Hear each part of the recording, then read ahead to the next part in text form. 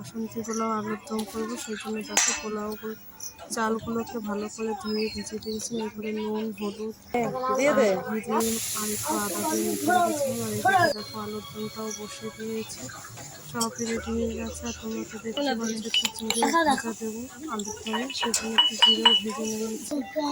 কষানো হয়ে গেছে, ঝোল দিয়ে দিয়েছি,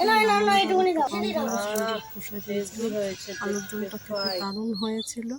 আর এদিকে দেখো এবার বাসন্তী পোলাওটা রেডি করছি। প্রথমে কিশমিশ আর কাজু বাদামগুলো ঘিতে ভেজে নিয়েছি। এরপর ফোড়নে তেজপাতা, আদা, চিনি, গরম মশলা ফোড়ন দিয়ে এরপরে চালগুলোকে একটু ভাজা ভাজা করে নিচ্ছি। আর এদিকে গরম জল বসিয়ে দিয়েছি।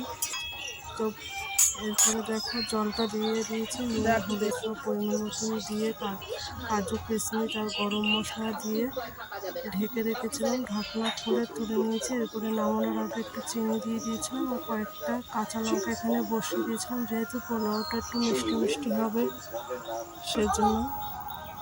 তো দেখো আমার পোলাওটা রেডি হয়ে গেছে, কীরকম ঝরঝরে পোলাও তৈরি হয়েছে। এরপর খাওয়া দাওয়ার পালা। তো আমরা বসে পড়েছিলাম, এখানে আমার ছেলে, আমার বোন, আমার বর আর আমি এদিকে বসেছি। তো তোমরা তো দেখতেই পাচ্ছ আমরা খেতে বসে পড়েছি। তো এখনকার জন্য টাটা বন্ধুরা, তোমাদের কেমন লেগেছে অবশ্যই কমেন্ট করে জানিও।